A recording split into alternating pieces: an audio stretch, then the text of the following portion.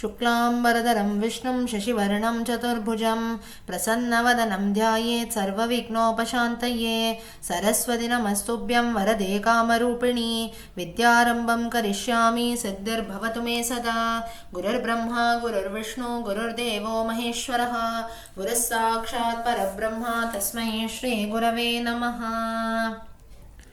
Okay, so in the last sessions we were looking at Vishnu Purana. So Vishnu Purana, we are almost towards the end. So we will complete that and then start with the next.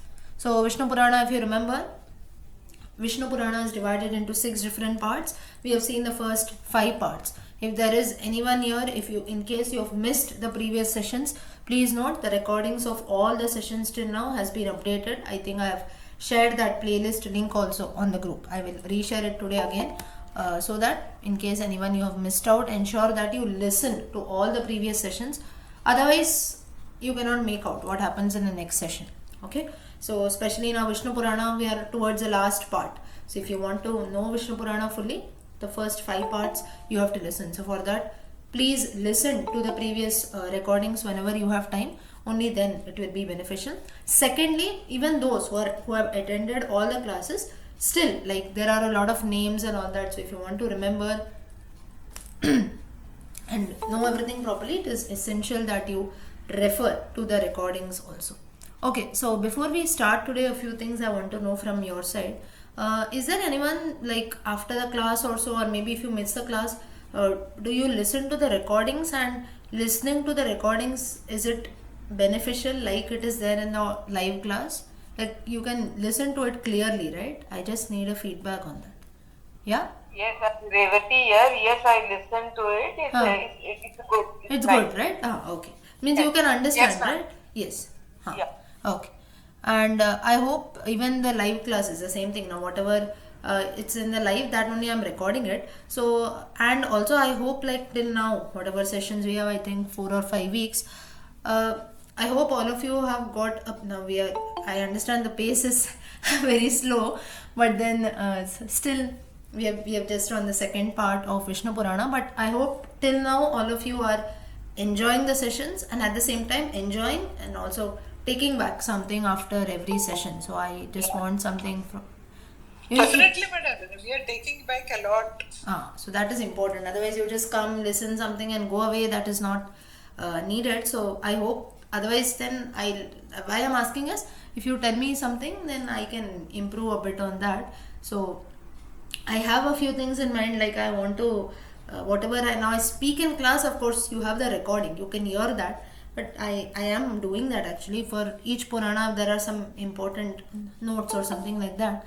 So I'm just typing it and I will share that. So it will take some time for that. So that I will do, so that you have something to read or go through. So if someone asks what's the summary of Vishnu Purana, you can just go through that. So that is one thing which I'm doing. So I'll share that too soon. But apart from that, I hope all of you are enjoying the sessions and it is not boring. Anyway, you don't have an option to say it is boring. But still, if anyone you want to say or something, like you feel something can be improved or something like that, please share, so that now a few sessions are done, so I can improve on the same. Or whatever is going on till now is fine. I want to tell one thing. If it is boring, we will not attend further. That is fine. That is okay. Since it is very, very interesting, we would like to attend each and every class. Okay. So this itself, so we appreciate your dedication and respect. Thanks a lot. Okay. So Shyamalaji gave me an answer saying that if everyone is attending regularly, that itself shows that the class is good.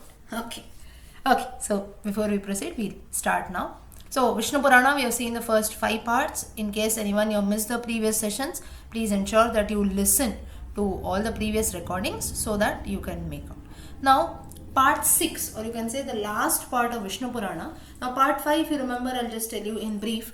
Part 5, we were talking about the different stories of Krishna and the lifetime of Krishna and how Krishna Avatara ended. That is, Krishna, he merges himself in Srimad Bhagavatam, and that's how Krishna Avatara ends. So with this, the Dwapara Yuga comes to an end. After Krishna's Avatara, after Krishna goes back, he merges himself in the Srimad Bhagavatam, Krishna Avatara ends.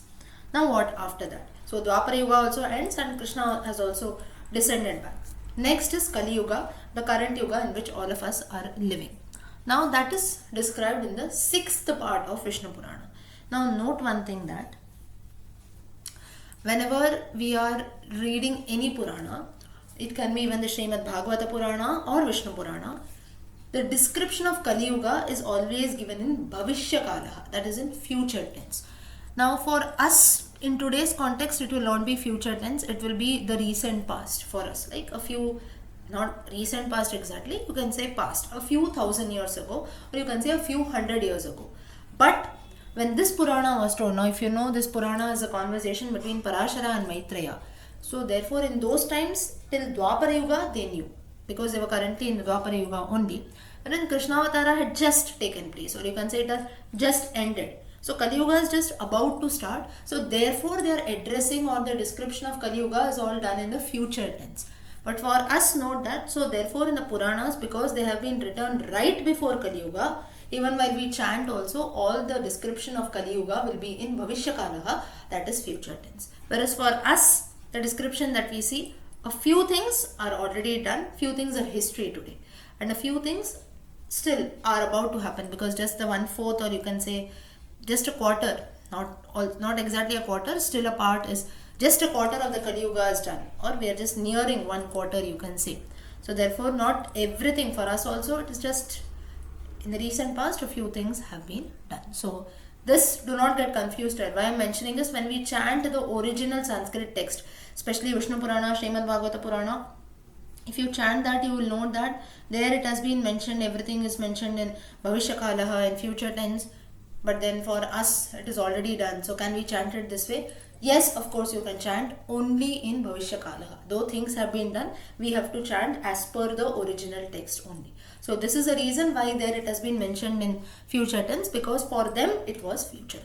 So last part of Vishnu Purana, part 6, is a description of the dynasties that will come in Kali Yuga. Now Parashara here, he gives Maitreya an idea. He tells that till the end of Dwapara Yuga, till Krishna's dynasty, I have explained and told you about everything. Now next I'll tell you about a few dynasties that you can see in the Kali Yuga. It starts with Ripunjaya or Puranjaya. Brihadratha, this is the name of a dynasty which comes towards the end of the Kali Yuga, and in that you have a king, Ripunjaya or Puranjaya. The same person is addressed with both these names. Then next would come the Nanda dynasty. Nanda dynasty, now those who have studied history, you know about Mauryas, Nandas and so on. So here again you have the mention of that. So now again, people who say that we don't believe in Puranas, if you say you don't believe in Puranas, that means you don't believe in Indian history also. We believe that the Maurya king lived, but no, I will not believe what is mentioned in the Purana. So again I repeat, Puranas are not just texts devoting or depicting only about gods, religion and so on. They are encyclopedic in nature. They have got information about various topics. It can be history, geography and so on. Mainly if you see, Vishnu Purana deals with history as well as geography. Geography in detail we have already seen in part 2. Different rivers, different islands, different countries, different continents and so on. So now it deals with a bit of history. So Nanda dynasty, it comes in. Next, so after the Brihadratha dynasty, next would be the Nanda dynasty. Then a Brahmin would come in, Chanakya, we all know today, the political advisor of Chandragupta Maurya. Next would be, so his reign starts from the Nanda dynasty and next would be Chandragupta Maurya. Then in the Maurya dynasty, there will be the great king Ashoka, or Ashoka or Ashoka Narayana, Ashoka Vardhana, sorry, his name was Ashoka Vardhana also. Next, so you have the Nanda, you have the Brihadratha, Nandas, Mauryas, Brihadrathas, Nandas, Mauryas and then Yavanas. You have the Yavana dynasty that would come. Then further foreigners would come. This has been mentioned in the Vishnu Purana. Foreigners are nothing but, now here when I say foreigners, for us foreigners you can maybe consider only the Britishers who come in, not Britishers, the Portuguese, Mughals, whoever came in. This has been mentioned in the Vishnu Purana. This is again very Ma'am Lakshmi, can I just ask one yes. Small doubt? Whether all these are including Ashoka has been mentioned in the Bhavishya Purana of Vishnu, I mean last chapter of... Yes, now I am telling you all this, that whatever has been mentioned, that only I am telling. Yes. Okay. Thanks. Yeah. Now whatever I am telling you, that has been mentioned in the Vishnu Purana. Okay, the same thing I am telling you. So it starts that, Parashara starts that. First would be the Brihadratha dynasty, next would be the Nanda dynasty, next Chandragupta comes in, that is Chanakya, and finally the Maurya dynasty, wherein we have the rule of Ashoka. After him, we have Yavanas who rule for some time, and then all kinds of foreign rule starts in. So the predictions that have been made in the Vishnu Purana are 100% true. So foreigners come and they would rule for about 160 years, it is mentioned. Roughly we today consider more than 150 years, right? So right from 1857, if you count, you can consider that. Then thereafter it is mentioned that there would be no king, and all people, they will come forward to rule. That is from when we start president, prime minister and so on. Many people stand for elections today. So people can come forward and put their rule. So this again has been mentioned that. So that is post-independence time. Today's time what we see, there will be no kingship. So India will become a country, a democracy. So that is where we don't have rulers at all. We don't have kings. Many people, the common people, will come forward to rule. That is nothing but the system of elections that we have. Rulers would be selected by the majority of votes, voting system. Again, this reference has been made in the Vishnu Purana. All that has been written, that only I am telling you. When you read maybe the original Sanskrit text, you can make out. Then, with this, the history part, or you can say the political part ends. Now, how would the people be there in Kali Yuga? The nature of people that has been mentioned. Here it is said that in the Kali Yuga there will be nothing which is considered as holy or pure. Like people will not believe in this concept at all. Cows will grow very very thin. Cows, that is, they will not be given proper food. People would not marry as per their own castes, as per their own classes. So that is where today we have a lot of inter-caste marriage taking place. Now here please note one thing. It is not that marrying in other castes also is mentioned wrong, or they are very orthodox, or the system itself is wrong. Why should I do that? All that has not been mentioned. A very simple explanation for this is, if we do not marry within our own caste, or other than saying our own caste, let us not get into caste system. Whatever class Krishna has mentioned, Chaturvaranyamaya srishtam guna karma vibhagashaha, as per one's action and as per one's qualities. So if I go and marry someone out of my class, now say for example you consider me, I'll give you my own example. If maybe I belong to a Brahmana, so that means I'm more into studying the scriptures, or maybe studying, teaching good things, and then I marry someone from some other class of the society who's maybe completely different. He is not into what I do, so then it becomes very difficult, and then there are going to be a lot of confusions. Okay, your path of life is different, my path of life is different, so how will we ever live together? We can never live together. Whereas if I marry someone having the same interests that I have, now again all this, now some people can argue saying that how this, there are so many people I see they do adjust and so on. So the base that has been mentioned here, now all that is fine. The only reason why all our ancestors or elders today say that if you marry within your own caste, or your own caste, rather than using this word caste, we can say within our own family, or within people following the same traditions, cultures, or the way of life, rather, life becomes very very easy. The problem is we don't face that problem, our future generations face it. Now my mother is so and so, my father is so and so, the child is so confused, he doesn't know what to do. Right? So therefore here in the Vishnu Purana it is mentioned that. So this is one thing. Second very practical reason I'll tell you is, today when we see people getting married, now this can happen in the case of an arranged marriage or even all these intercaste marriages, just because it is mentioned here very clearly that greed, selfishness and money, these three things, or just by looking at what a person has, looking at these qualities, people end up marrying each other. This has been predicted in the Vishnu Purana thousands of years back. Today we can see the same thing happening. Okay, he has got 4 houses, I'll go and marry him. He has got lots of money, I'll go and marry him. Or he looks very nice from outside, I'll go and marry him. So just by looking at a few things, we decide our future, which is very very wrong. So that is the reason today we have so many divorce cases and other cases, so many problems that are happening. Now that doesn't mean that in olden times there were no problems and so on, but here it has been mentioned that in conditions now, that is the reason partners, that is an husband and wife, would always stay apart from each other. This is also one reason we say mother stays somewhere, father stays somewhere and so on. That is because in certain conditions they have to do that. If there is a valid reason like maybe work or something, then that is a different thing, but due to fights and so many other things, we see so many people are separated, right, today. So all this has been predicted in the Vishnu Purana. Therefore regard marriage also, give it equal respect, and ensure that whenever you take your decision, be very very thoughtful. Otherwise in the Kali Yuga it is going to lead to problems. Then Further, it is said that people will not have knowledge of any religious scriptures. Now, let us not use this word religious scriptures, because now Puranas are also scriptures. Puranas, now whatever I am telling you, it has got nothing to do with religion. It is just plain concept that has been told. So that is knowledge of what exactly has been mentioned.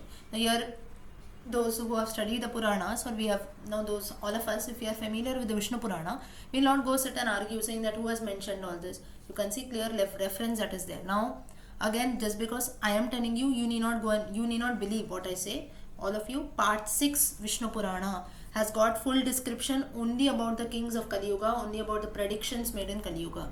All of you, once our sessions are done, whenever you get a chance, I think online also there are so many sources, please go and check the original text along with the translation. You can find it for yourself. Now this is not just to, I'm not saying you go and counter check whatever someone is telling. I'll go and check whether it is really true. Not for that, but then we must not just believe, okay, he has said something, I'll listen to that. Not so. For our own knowledge, as well as we'll have a very good strong reference. If tomorrow someone comes and argues over some topic, what you're talking about, all this, who has mentioned this and that, we have sure proofs saying that all our scriptures have mentioned, and this is a reason why we must study our scriptures to know our own culture and history. Okay, so further it is said that talkativeness without knowledge, that is the main adornment that people have. Today we see the same thing around, right? Person will not have knowledge, but the way they talk, we feel that, oh, he's going to be very smart and so on. Further, it is said that children would not respect their parents would not understand what their children do. Then a lot of relationships would be spoiled, like apart from one's own household relationships like mother, father, brother, sister and so on, people from outside like maybe brother-in-law, sister-in-law or some far-off relations, we will regard this, we will give them more importance and so on. Now this is not wrong. Someone will argue what is wrong if I give more attention, more respect to my brother-in-law, sister-in-law and all that, but not at the cost of ignoring one's own parents and siblings. So this one thing, if I give an example, today we see a lot of issues that take place in families, right? I'm just giving you one example to understand this better. Like maybe there is, after a person's death or so, we have some for the money part or for some property part and so on, we go and fight. So at that time what happens is that we desert our own family members, and then some far off person will come and tell, no, you do all these things, and then he will influence us in such a way that we also end up, maybe only at that time we become so close with that person who till maybe yesterday I was not even talking, but from today he has become like as if he's my real brother or sister and so on. So like this also today we find a lot of relations that are taking place.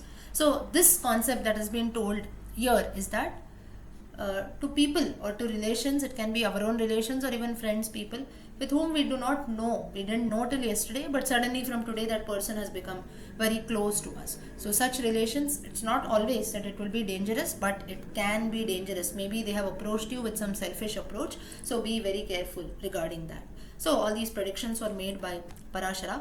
Parashara further says that here till now I've told you all the faults that are there of Kali Yuga, but in Kali Yuga what is good is that only one great virtue, or you can say the greatest virtue also is there only in the Kali Yuga, that is people will able to attain the divine position, that is they will be able to attain Lord only by reciting the Lord's name. Nama sankirtanam yasya sarva papa pranashanam pranamo dukkha shamanam. This comes last verse of Srimad Bhagavatam. Nama sankirtanam yasya sarva papa pranashanam. Just by chanting the divine names of the Lord, you will attain moksha. This was not the case in Satya Yuga, Treta Yuga, Dwapara Yuga. Satya Yuga, they had to do a lot of tapas. Treta Yuga, they had to do a lot of sacrifices. Dwapara Yuga, they had to do a lot of pujas and so on. So I'll give you a few examples. Treta Yuga, Satya Yuga, we have Mahabali, Vamana Avatara and so on. People used to do a lot of meditation, tapas, penance. Treta Yuga, Rama's times, a lot of sacrifices, Ashwamedha sacrifice. Dasharatha had to do the Putrakameshti Yajna. So different sacrifices, yajnas had to be done. Dwapara Yuga during Krishna's time, not much of yajnas, but a lot of pujas and rituals. Like we had the Govardhana puja that had to be done. So like this, there were many pujas which people had to follow.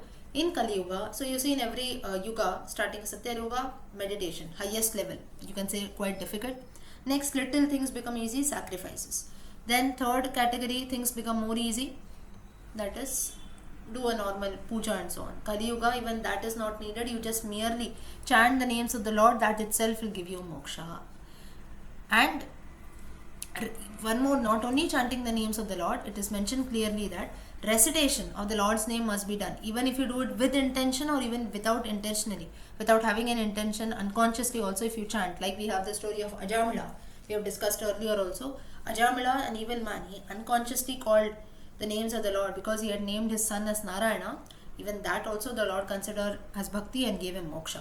So whether you call it in maybe as true bhakti, or you just call it out of anger, or while sneezing we call, or while getting up, sitting down, getting up we call, or in any way you call that, call the divine names of the Lord will consider that also as bhakti and would destroy one's sins. So Parashara says that this is the greatest virtue that is there in Kali Yuga. But then people, for this again, luck, or you can say the grace of the Lord is important, because in spite of giving such an easy method, people still, it's not that all the people will do that. We see the same thing right today around us. So many people today, who's chanting the Vedas, who's studying our scriptures, who's opening the books and seeing. How many of you really know what is in what? Even forget about studying the Puranas. What are the names of the 18 Puranas? How many know that okay, there are 18 Puranas in all? Right. So this is how there are such a sorry state of affairs today that people don't even know what is Ramayana, what is Mahabharata. Right. So all this is in our hands to ensure that we learn as well as spread it to others also. So this also Parashara clearly mentions, saying that of course we will learn, but at the same time easy methods have been told, but it is very difficult. There are so many things that are distracting people, so it's not easy that each one of us, though the path mentioned has been easy, not that each one follows. So it is our luck, and most of them would not have interest, but people should not be influenced by that. Then lot of sensual or you can say very attractive things will be found in the Kali Yuga. Today we see the same things. You immediately look at something in the market, we feel like buying. Some tasty food, good smell comes in, we feel like eating, or our taste buds develop, and so on. You see something you like to see in TV, or see something you like it, we keep on seeing it for hours. Or you like a movie, go and see the movie. So immediately, or music also, many people, we have this habit, right, of listening to music. So most of them, what we do is, now all this is good, that doesn't mean that now should I not listen to music and so on. Of course we listen, but then few of us today, you put in those earphones and then you play it continuously, right? So that is why for us together it is, we are just playing, the music is playing continuously, you're just listening and sitting, you don't know what to do. So that is when we get attracted to that, or you say we are just stuck in that only, our mind doesn't know where to stop. So this will also be seen in the Kali Yuga. Further, this is very, very, very important, is that the supreme bhakti, supreme salvation, supreme moksha that people could achieve in Satya Yuga by meditation, for doing meditation for 10,000 years, in the Treta Yuga by performing yajna for 100 years, and in Dwapara Yuga for worshipping the Lord's idol. Now idol worship, concept of idol worship started during Krishna's times in Dwapara Yuga, for worshipping the Lord's idol continuously for 10 years. This, now all this together, I repeat what I told, 10,000 years of meditation in Satya Yuga, 100 years of performing yajna in Treta Yuga, and worshipping the Lord's idol for 10 years in Dwapara Yuga, the punya that we get by doing all these things, that is easily achievable in this Kali Yuga by chanting the Lord's name for 1 day and 1 night continuously, that is nothing but 24 hours. You have this Akhanda Nama, Akhanda Ramayana, Akhanda Nama chanting and so on. Especially Ram Navami coming in, you have all this that is done. Now, here you might have a doubt, continuously 24 hours who can do this? People did this for 10,000 years, 100 years. So you say that all this is not possible, but at least you take out at least 5 minutes, 10 minutes. If you do it continuously for 24 hours, you will get directly moksha, that is mentioned here. But at least we can try to go on the right path, at least for 10 minutes, morning and evening, you can do that. But still, in spite of all this, Parashara ends Vishnu Purana with this, that in the Kali Yuga, people would not have faith in the Lord's name, and it is their misfortune. We cannot do anything at all. So with this, Parashara ends Vishnu Purana, and Maitreya also is satisfied with the answers that Parashara gave him about Vishnu Purana. So with this, Vishnu Purana ends, And out of all the parts of Vishnu Purana, the sixth part, though it is a very small part, it predicts, it talks a lot about Kali Yuga, and there we get a lot of information, and it is the most relatable part, the same part which we can see all around. So that's the reason I gave you a few of our everyday examples, like maybe listening to music or having food and so on. That is because we have to relate. Otherwise, it's no sense. Thousands of years back, someone wrote something in the Vishnu Purana, went away. What I have to do now?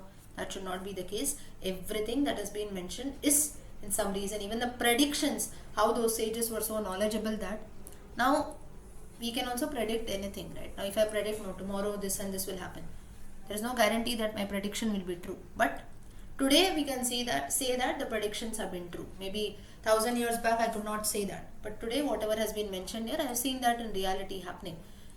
I saw all these dynasties coming in, I saw the Britishers coming in, I see that today there is no rulership, no kingship that is mentioned, and all the other things also. I can see the same things around. So today, because I can experience all these things, I can declare that the people, that is Parashara, Maitreya, people who talked about Puranas, they are also real, and even the Vishnu Purana is also something which we can refer to anytime.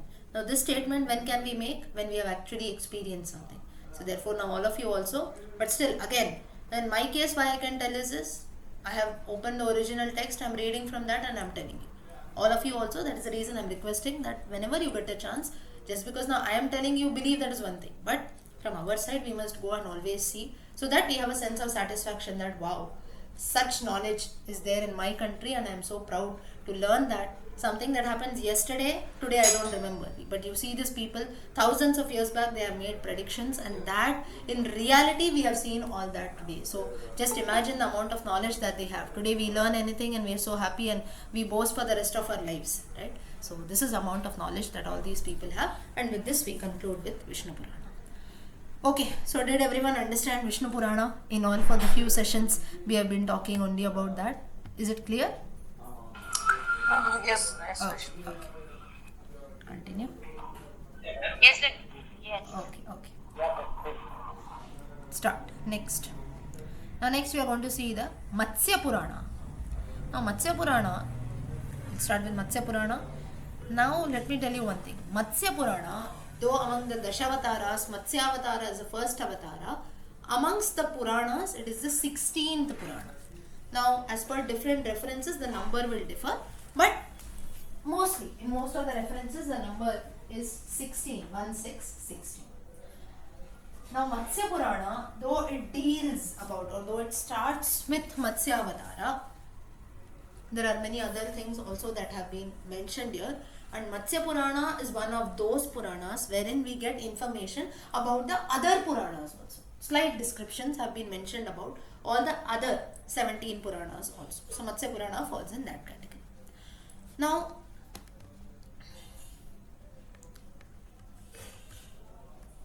Matsya Purana in all has got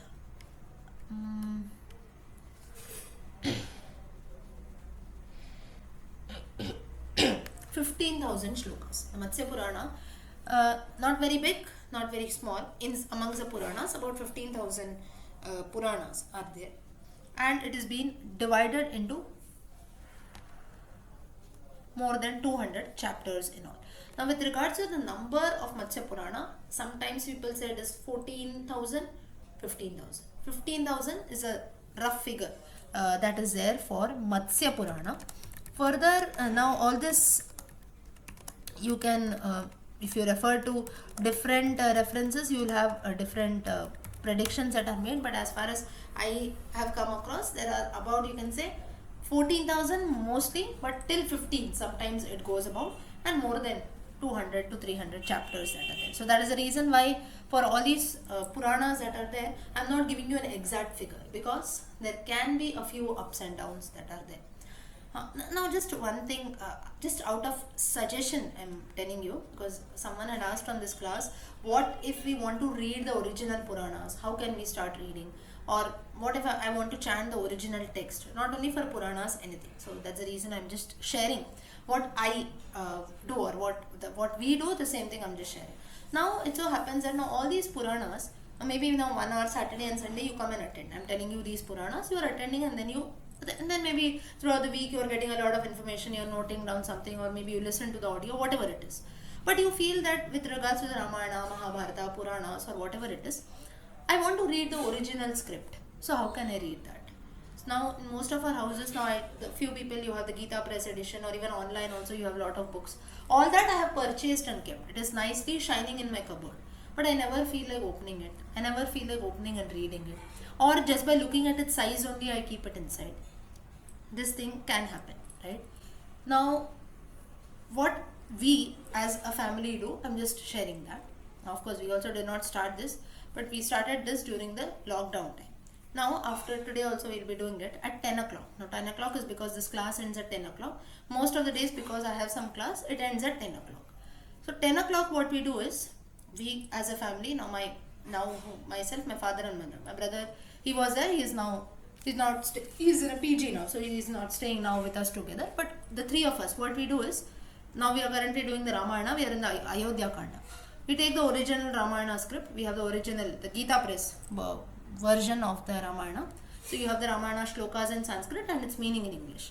So what we do is, every day for 5 to 10 minutes, not more than that, about 20 to 25 shlokas roughly. All three of us, we chanted together. Now there is only book is one, people are three. Between two people we can share. But now this book is very old that we have at our houses. So therefore the print is also not proper. Maybe now I think the Gita Press books are quite good. But just for suggestion I'm sharing, it is not related to the Puranas directly, but out of context, but it might be useful for a few of you. So what we do is, so one person, what we do, for the chanting part at least, I refer to some online link for chanting, and both my parents, they refer to the book and they read from that. 20 shlokas. Now in one chapter, sometimes the chapter differs, right? It can have more than 50 shlokas, 100 shlokas and so on. It can happen. So we stop in the middle, not more than that. 20 to 25. Towards the end of the day, we cannot even also concentrate. So what we do is, we chant the first 20 to 25. Now you can decide whatever you want, even 10 shlokas will do. We chant that, and then one of us reads the meaning. So I read the meaning, I take the book, I read the meaning for the first 20 shlokas, I read it aloud in English, and both of them, they listen to that. Very simple way of doing it. You don't have to dedicate a lot of time. But through this, what happens is that, as a family, when we do or it may not be even with a family, with any one of you, alone sitting and opening the book and reading, and when someone chants it together, says it together, it makes a difference. So all three of us also benefit through that. Secondly, we are able to read the original Ramayana. At the same time, we get knowledge. It is a chance wherein you get to study the scripture also together. So this is now again, can we do it at night? Can we do it in the morning? You have not taken your bath. You are not sitting properly. All such things you need not take. We are not doing a formal Paranam. You can just read it for our own knowledge. You can sit in the hall. Now we just sit in the normal hall on the sofa and only keep the book in hand and read it. Whereas you do something as a Ramayana Paranam or so on, then ensure that you sit in the puja area. So Paranam is different, but if you want to know the story properly, if you want to know what is written in the original text properly, this is just a suggestion which all of you can do. Now, time-wise and night time, morning time, I have to go to work, or everyone is busy in their own this. Evening again, so till night it is busy. 10 o'clock, after 10 o'clock while you're chanting, that is only time when everyone is there and we can chant together. So there can be different excuses, different reasons that come in for not doing, but at least 5 to 10 minutes, all of us, we can take out. And this is a very good thing that it develops and it becomes a very good practice. So this, like this, we just 2-3 years back we did this. So we could see the entire Gita like this. We took the Bhaja Govindam, we took the Sadhana Panchakam, we completed Srimad Bhagavatam, and now currently we are on Valmiki Ramayana. Balakanda is done, Ayodhya Kanda is getting over. So it takes a lot of time, of course, because we chant hardly 20 verses or so and then look at its meaning. But just a suggestion I'm telling, wherein this gives a very good chance that we get to open the original text and read it, so that everyone also knows what is written in that, and plus it becomes a habit of practicing. So I just suggested what we do as a family. Maybe all of you, if you're interested. Now for this, now one question will come, or some people will argue, all three of you, you're interested, so you do. In my house only I am interested, how can I do?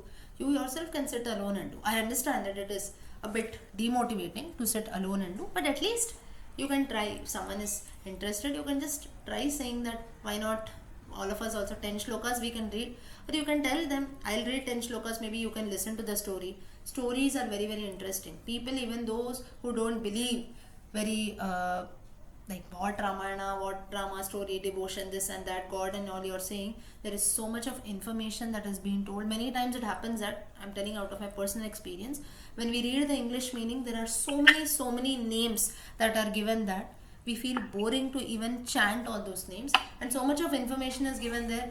One whole chapter. Now if I tell that if you're reading 20 shlokas, in 20 shlokas maybe just the names have been mentioned, that also can happen sometime.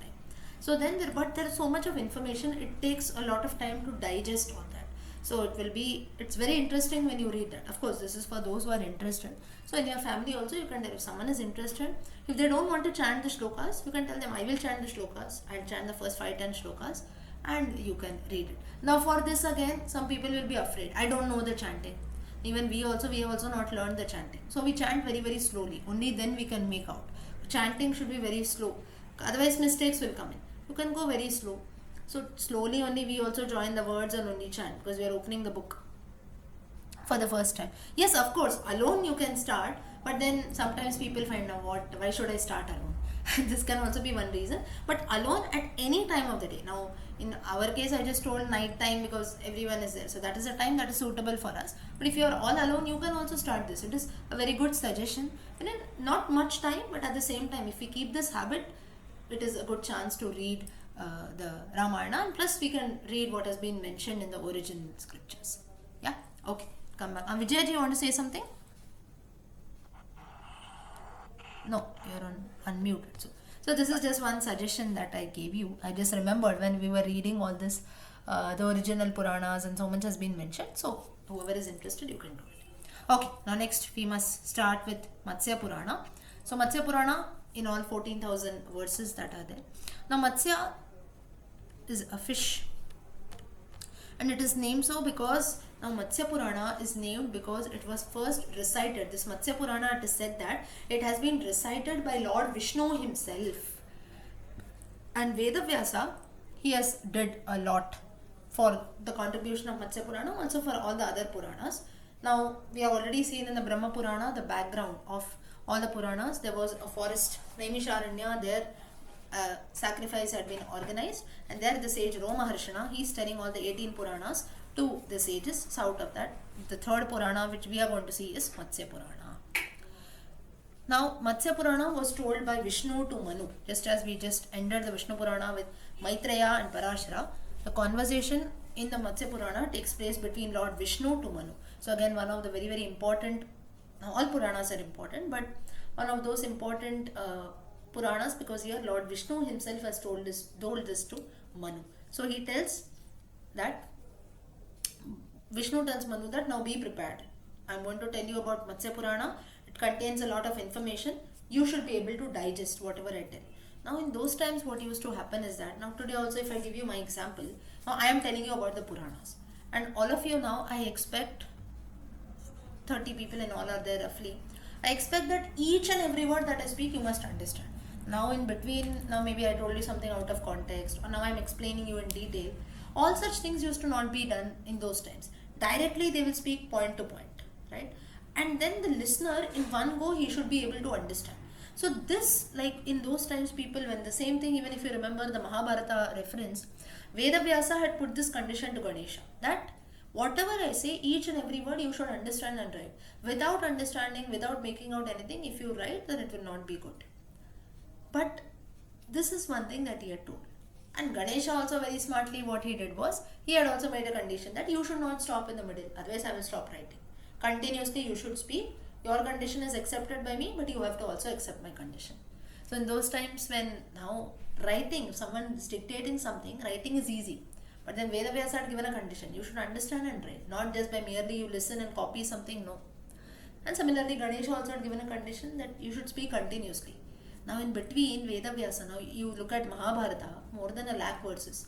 We must remember that, right? All this in one go. So it is said that when Vedavyasa, he felt that, okay, this Ganesha now he has put a condition, so I should not stop in between. Purposely in between he composed a lot of difficult verses. Even today these verses, it is said that they cannot be deciphered. A lot of research is being done on that. It is called Vyasa Rahasyam. It is a part of Mahabharatam, about 800 verses. So there what happened is that because those verses were quite difficult, Ganesha also took a lot of time to comprehend and understand those verses. And in that time, Vedavyasa got that extra time to compose the next number of verses. So Vedavyasa played a very smart game here, and that is called Vyasa Rahasyam. And say like a secret also, very difficult grammatically, and even to make out the meaning out of that, quite philosophical. So Vyasa, it is even till date it is Vyasa Rahasyam. So even if you read that, like I tried reading that once, but then nothing happened. Then I closed it and kept it away. But then Vyasa Rahasyam, it is very very interesting. That's what people said. At least from my personal experience, when I had opened and seen, I could not understand anything. But for that, we must put in efforts to understand. It is said that even scholars cannot make out the meaning that Vyasa had told in there. So that is Vyasa Rahasyam. So like this here, Vishnu also, he told Manu that I'm going to tell you a lot of information what is Matsya Purana. You have to listen to me carefully. So now Manu, Vishnu starts this way that there was a king called Manu. Manu here itself he gets confused. I am only Manu. Which Manu you are talking about? So the current Manu, the conversation that was taking place between Vishnu and Manu, that Manu was Vaivaswata Manu. That is the seventh Manu, who's our current Manu. The Sankalpa we chant Vaivaswata Manvantare. That is the current Manu. But this Manu, Vaivaswata Manu, he did not know that there were Manus before him. Now Manu is not the name of one person. Right? Manu is one who rules over one Manvantara. That is one era. And we are all the descendants of Manu. Manujaha, Manushyaha, man. That has come from this word Manu. So then Vishnu tells that the first god was Manu. First Manu, there was a king called Manu. He was a son of the sun god. And in fact, there are 14 Manus. So now Manu, this Manu, 7th Manu, he had this doubt in his mind. So, but then he did not immediately ask Vishnu. He felt that, how should I ask him? So that confusion could be seen in the face of the 7th Manu. And then Vishnu gives a clear.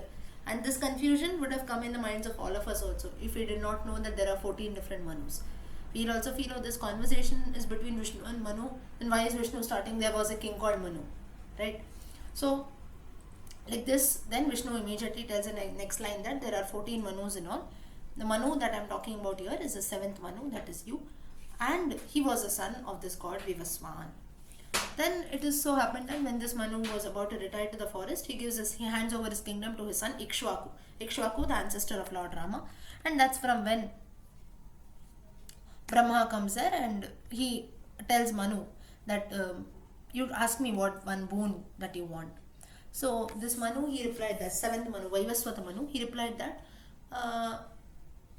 I just want one boon, that now this world is going to come to a destruction, that is my era is going to get over, my rule is going to get over. So in the course of destruction, there is going to be like a lot of lives, everything is going to be lost. So I want to save this world. So you grant me this service that I want to save the world from this pralaya. Brahma readily, he agreed, he granted him this boon. Days passed, and on one such occasion what happened is that Manu was performing Sandhya in a river, in a pond nearby. And now whenever we do Sandhya, you know that we immerse our hands in water. Or even today, if you go, not only during the Sandhya Vandana, even today if you go to rivers like Ganga, Yamuna, Narmada and so on, the holy rivers, people do a lot of, like all of us also we must do, as if you take water in your palms and then you offer it, right? We see so many people doing that. Or very good other practice also which we can do is, to the sun god every day we must offer water. You take in a small kamandalu, you take small kalasha, you take water and we must offer it to the sun god. This I'm just telling out of extra reference. Those interested you can do. Yes, Vijayaji, tell. Lakshmi ji, just want to know this offering water. Rivers they do, no? You are supposed to raise it above your head, is it? Raise it above our head and offer it. So as if we are offering it to the sun god, mainly we have to face the east-west direction and do it. So offering water to the sun god, that is the significance of this, through these holy waters of Ganga, Yamuna, Narmada and so on. That's how it has to be done. Okay, so raising over our head or maybe raising in front of our face. That's what it has to be done that way. And one question, Lakshmi ma'am. Yeah. What do you recite when you say that? I mean, when you do that? Because I do offer, but I don't say anything. The 12 names of Lord Surya, Mitraya Namaha, Ravaya Namaha. You know that?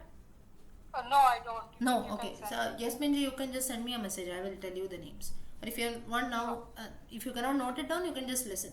मित्राय नमः रवये नमः सूर्याय नमः भानवे नमः खगाय नमः पूष्णे नमः हिरण्यगर्भाय नमः मरीचये नमः. Acha, this none of you know this? Okay, I will. No, madam. We don't. No, okay, I will tell you. I know. You know, right? Okay, the 12 names of Lord Vishnu, that are the Lord Surya. Hiranyagarbhaya namaha, 7th name, Marichaya namaha, Aditya namaha, Savitre namaha, Arkaya namaha, Bhaskaraya namaha. These are the 12 names that are chanted. Mitra, Ravi, Surya, Bhanu, Khagapusha, Hiranyagarbha, Marichi, Aditya, Savitra, Arka, Bhaskara. So a very good practice which all of you can do, especially on Sundays.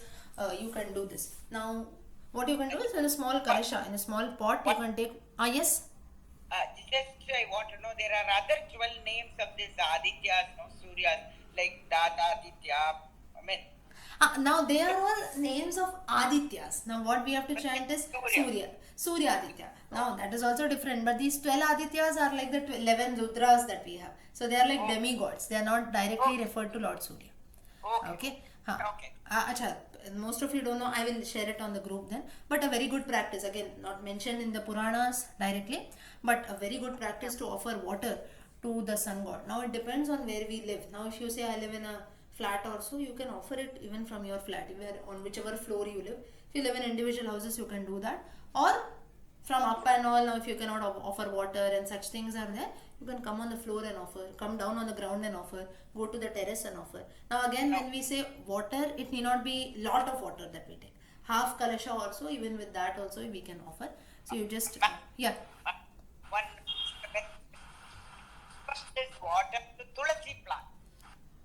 That is a very good practice. You can do that to the tulsi also. But now see, when you do that to the tulasi, what happens is that it is as if we are offering water to the tulsi, right?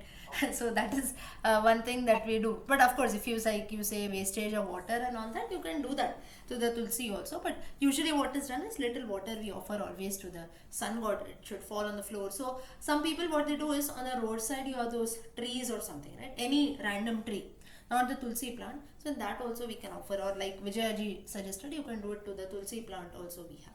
So all these are good practices, or you can say good habits that we have. So the 12 names of Lord Surya are chanted on Sunday especially. Some people do this. So from tomorrow itself, all of you can start. Those who know the Aditya Hridayam, you can chant that. And this hardly takes a minute. So after taking a bath, and this anyone can do it. Woman, child, husband, a man, anyone you can do it. And from one family only one person should do, or should everyone do it, that is your choice. Anyone can do it at any time. Not any time, in the morning time especially. So after sunrise also, after you take a bath, this is what has to be done. So just by simply offering water instead of that, east, facing the east direction, the 12 names of Lord Surya can be chanted and done. And also the Chaya Suvarchanamba Sameta Shri Surya Narayana Swamine Namaha Om Namo Narayanaya Swamin Prasida. All this also has to be chanted. So I will share this on the group. Those who are interested, you can do this. So like this, there are different practices that are done. So worshipping the sun god. So here Manu also was doing the same thing. Coming back to Matsya Purana, Manu was immersing his water and offering. So at that time, what happens is that when he collects water in his palms, he sees a small fish. Now here note one thing, that one thing is we offer water to the sun god. But when you go to places like Ganga, Yamuna, Narmada and so on, whenever they do the tarpana, there we must not get confused with one thing. It is as if we are offering water to our ancestors also. That is during the Shraddha, if you see, we offer water, right? If you have seen a man, a son, what he does is the dead body, that is the father's head, he will keep on his lap and then offer water. Or even all our relatives also, if you see someone in our family dies, we offer them water. There also, if you see, the names of the Lord have to be chanted. If recently, if you just remember any death, you will know that names of the Lord are chanted. Govinda, Govinda, Govinda, or anything. Thrice the name is chanted. Listen to all this very, very carefully from next time. Why the priest does that? There is a very good significance behind that, saying that this water that I am offering you with the divine names, it is equal to the Ganges water. This is a reason why many of us, we keep the Ganga water at our houses, because of the purity. So when the body, or when the soul has left the body, this person, once he has died, his future life also should be good. So let him end his life also by chanting. When I offer this water by chanting the divine names of the Lord, it is as if full of bhakti, this water will reach this man and then he will go to the heavens and so on. So that is the reason why whenever we offer water also, we have to chant it with some nama, so that it is as if we are offering to that god. Simply, instead of just simply offering water, that is the reason why some mantra is chanted. So offering water has got a very good significance that is there. So this is the reason why, especially in Ganga, if you go to places like Kashi and all, where people do this Shraddha, this is there we have to be careful when they pick up water. So that is also one thing, when especially men, when they do it, that can also be one reason. Not only to the sun god, it is as if we are offering water to our ancestors, but it can be done by everyone, even women also, you can do that. So all the mantras, the thing that I'm trying to say here is, all the mantras today that we are chanting, or when a death takes place in the family, or so the priest comes, he chants this mantra. Why does he chant that, or why it is being told, or why do I offer something, why is water being offered? There is a reason for everything why that mantra is chanted there. But if you don't know that, we just feel okay, just the priest is telling offer water, go away. No, it doesn't happen. That is how. So there are a lot of meanings and significance. For one more example, when we do the Shraddha, we have Gaya Shraddham, Gaya Shraddham, Gaya Shraddham.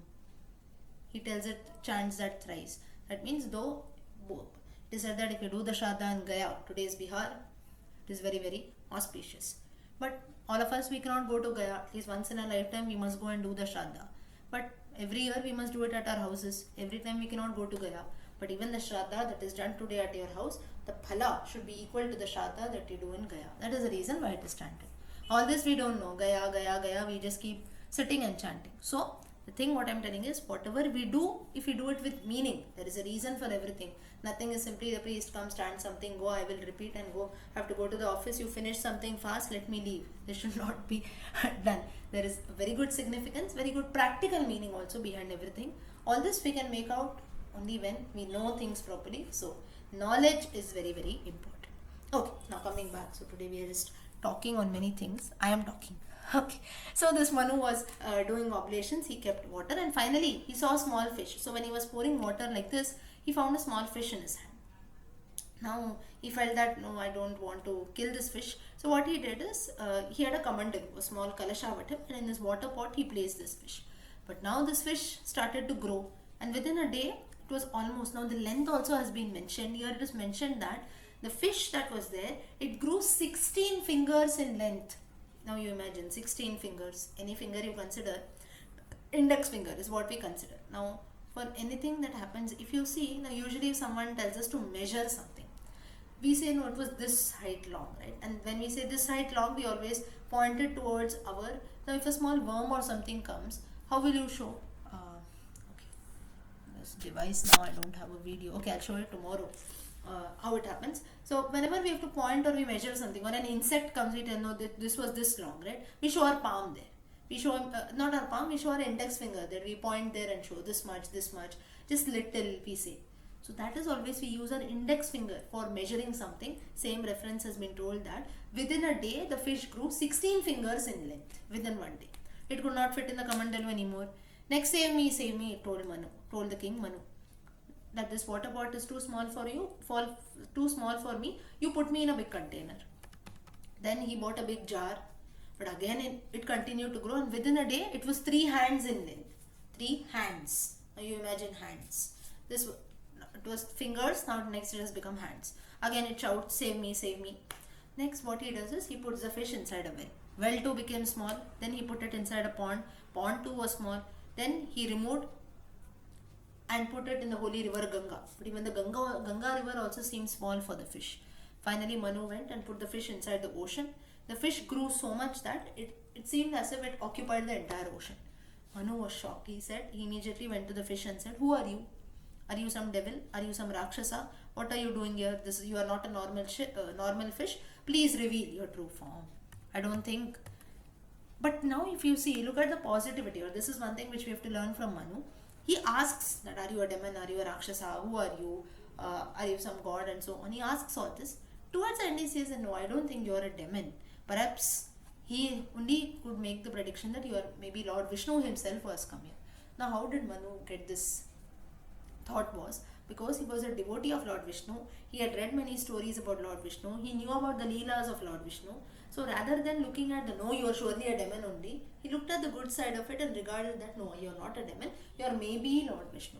So what is the learning out of this is, good things, bad things both happen in life. But what we humans do out of that, he'll always look at the bad thing. No, it will be this only. Yes, now if you see a person coming in, like in the case of Sugriva, let's take the Ramayana reference. He see Rama and Lakshmana, both of them coming, without knowing who they are, he makes a no, these men are sent by Vali only. But later, why not think in a positive way? Okay, maybe they have come to save me, or maybe they are just friends or just travelers who have come in. Such thought never comes, or even in our lives also. If something is about to happen, we will always start worrying about it. Oh, what will happen? This will happen, that will happen. We'll always look at the bad things, right? Then later, Sugriva realizes that no, they are not actually Vali, and in fact, he was one who killed Vali, gave back his kingdom, returned his wife, and so on. So Rama was the one who did that. But the first thought that comes to our mind is the bad thoughts or the negative thoughts. We always look at the negative aspect of things. Why not take things positively?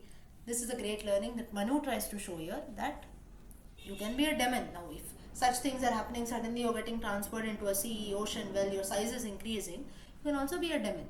Such thoughts do come. So what it shows that now nobody is God here, saying that no, or a very, you can say, a great person that no, in my mind only positive thoughts will come. No. If a situation of something happens, we think both good and bad, both. Thoughts do come. Same thing come in. Now all this is only when you can read the original text, you can go through all this. So good thoughts, bad thoughts, all this comes. But then he concludes saying that no, you're not a demon, you're maybe Lord Vishnu himself. So he tries to interpret things in a good way. And then he says that whatever it is, you reveal the truth and tell me in reality who you are. Vishnu then told that I am fish, I have adopted this form and so on. And why I have taken this form is, you had asked a boon to Brahma that you want to save the earth after Pralaya. So in that, what will happen is that there will be a big boat that I bought along with me. And in that boat, what I'm going to do is, all the living beings that are there, I'll put them all inside this boat and to pull the boat. Now if you see, whenever we have those boat rides, ship rides and so on, when it nears the shore, if you see what the person does, the boatman, what he does is, he will throw a big rope on a rock, on a big stone or so, he will throw a big rope and then ultimately ensure that the ship is balanced properly.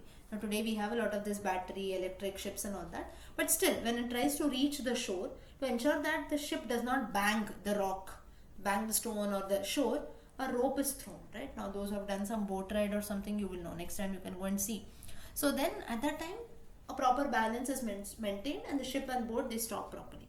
So here Vishnu tells that I have assumed the form of a fish to maintain the balance, so that this boat that I bought with me, when it sways during Pralaya, now during the times of Pralaya, there is going to be only water everywhere, there is going to be mass destruction. So at that time what will happen is that I will come and thus I will save all the living beings.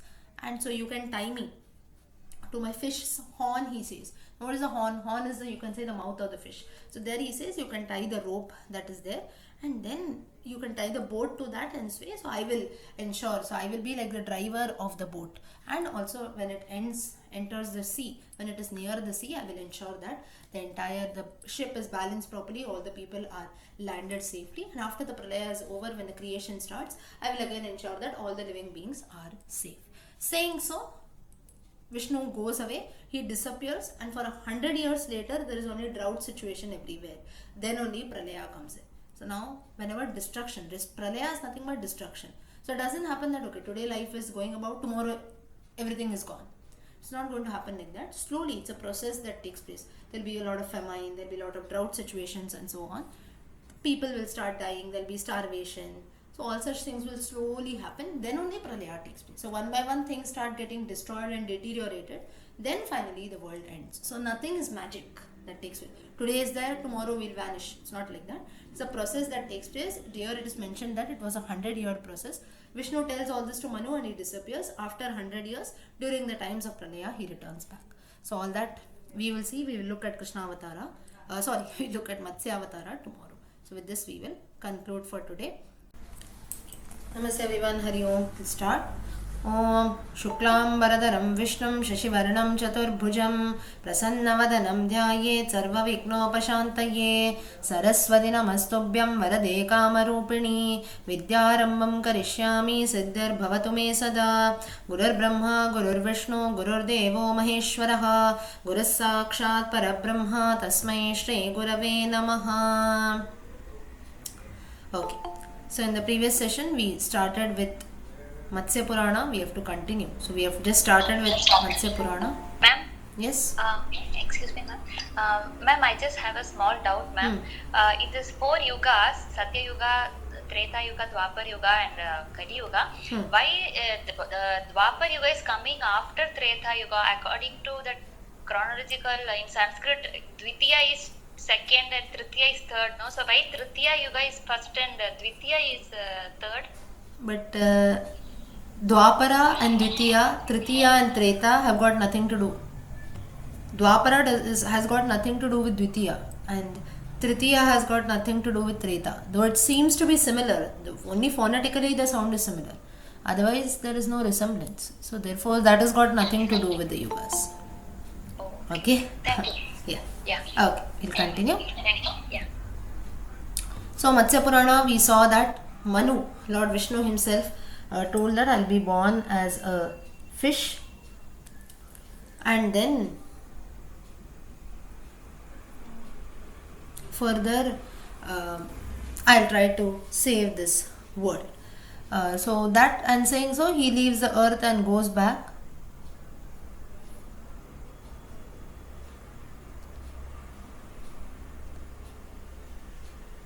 And he says that after 100 years I will be born. So this is what he says, and then he leaves the earth and he goes back. So this is what we saw in the previous session. Now today we have to continue. So then Manu says that okay, after 400 years I will wait, let the pralaya take place, and then I will wait for you to incarnate as a fish, and further let us save the world together from mass destruction. So then it so happened that for 1 year, now for the 100 years, it was the end of the world. So therefore the world was, now when does pralaya takes place?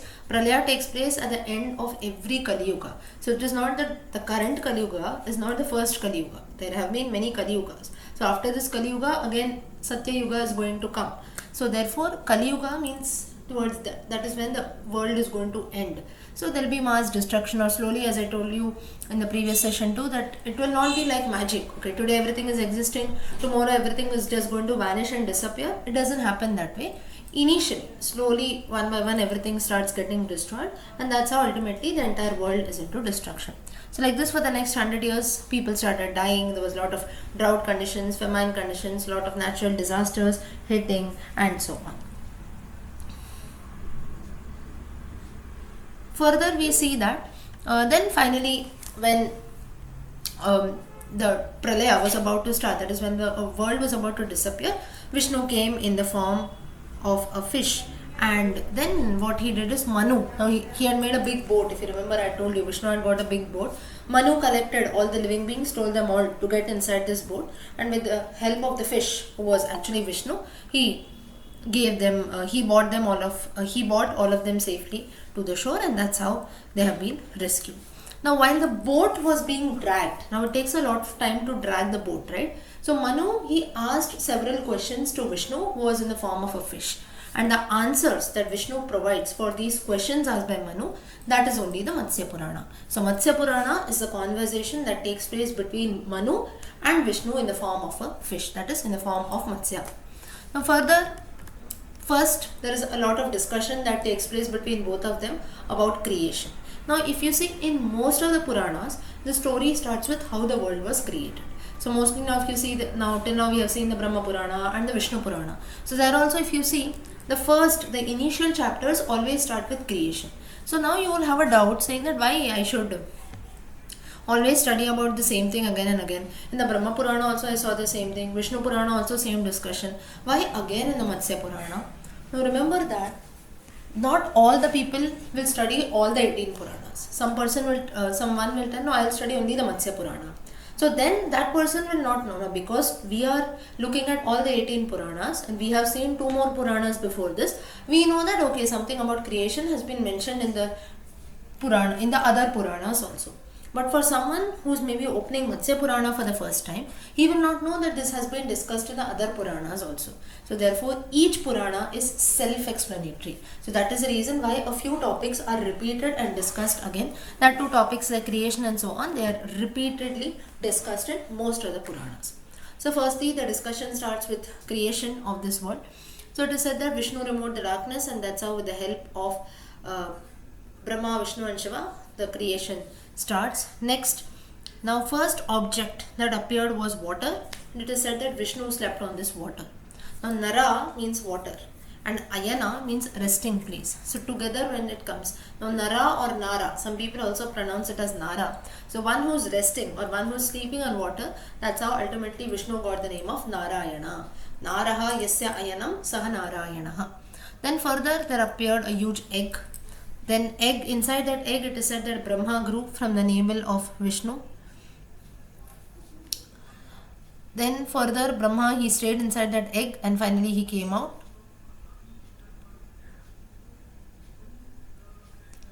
Then further it is said that heaven was made, then hell was from the remaining half. Now this egg was broken into two parts. From one part heaven was created and second part hell was created. Further we see that all the landmass, oceans, rivers, that is the natural resources, that also slowly Brahma started creating. Now because he was the one who was born first, that is why he is also named as Adi. Adi means the one who is born first, or anything that appears first or comes first is Adi. That's why another name for Brahma Purana is the Adi Purana, one of the most earlier Puranas that has taken place. Now another name for Brahma is also Adityaha. Now mostly Aditya is used in this context that the son of Aditi is Aditya, that is from whom all the gods have descended. So basically the mother of gods is Aditi, mother of Rakshasas is Diti. Kashyapa had two wives, Aditi and Diti. Aditi is the mother of gods, Diti is the mother of Rakshasas. So Brahma is also God, so that there are two references to this. One is the first person who was born, or the first creation, that is Brahma, therefore he is addressed as Adi, Aditya. And second is because Aditi is regarded to be the mother of gods, that is one more reason why Brahma is called as Aditya. Then it is said that now all this creation was done, the natural resources, everything had been created. But now Brahma was confused, saying that okay, I have created all the natural elements, that is fine. But all these are non-living things, there is no life in them. So to now bring about life, what should I do? So then Brahma starts meditating, he learns all the 4 Vedas, he attains a lot of knowledge and finally he tries to decide. He gains a lot of knowledge, but then he felt that tomorrow if something happens to me, all this knowledge will go waste. That is the reason why we should keep on spreading out whatever we know. Otherwise tomorrow if I die, where will all that go? Now for this I'll give you one simple example. In most of the companies today, if you see, we have something called knowledge management, right? You have knowledge management experts who are there. So what is that knowledge management is? Wherein one person, say for example a senior person, if he retires, now senior people are all, now say for example if in a company, let us consider a rough figure, there are about 50 employees. Now all these 50 employees, and there is some project that is to be started. Now and we ask opinion from all these 50 employees. Each one of us will have a different perspective, right? It's not that all the 50 opinions are good or all the 15 opinions are considered, but still there will be not a single or maybe very few opinions which will be same, because everyone's thinking is different, so everyone's opinions also will ultimately be different.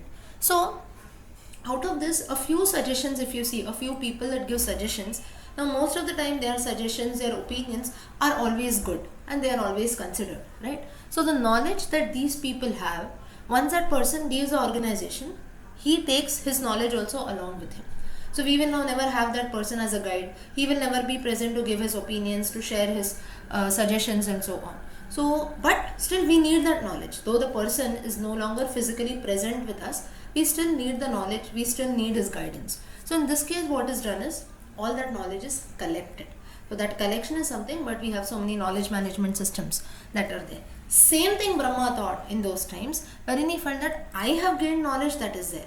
But now as I am getting old, or if I want to spread this to 4 other people, they can also teach it to others, and that's how knowledge will spread and the whole world will be benefited. So that's when 10 mind-born sons were born to him, that is the 10 rishis who are there. Marichi, Yatri, Angira, Pulastya, Kratu, Pracheta, Vasishta, Bhrigu, Narada. Like this, these were the 10 mind-born sons of Brahma, to whom again Brahma taught all the Vedas, and that's how the knowledge of Vedas kept passing on. Now further creation had to take place. So for then we need that started from Manu. From his own body, he created two beings. Male was Swayambhuva Manu, female was Shatarupa. Now, Shatarupa is also referred to as Savitri, Gayatri in different references. Further, because she was born through Brahma, she was like Brahma's daughter. And it is said that Shatarupa was so beautiful that ultimately Brahma fell in love with her. So, though she was born from Brahma, if you see logically, she is like Brahma's daughter. But ultimately, because she was so beautiful, Brahma fell in love with her, and it is said that Brahma married Shatarupa. In spite of Swayambhuva Manu and Shatarupa being married to each other, Brahma ended up marrying Shatarupa and they lived together as a couple for 100 years. And it is said that their son was named as Swayambhuva Manu. So this is one side reference that is there, or you can say a side story that takes place. Now further it is said that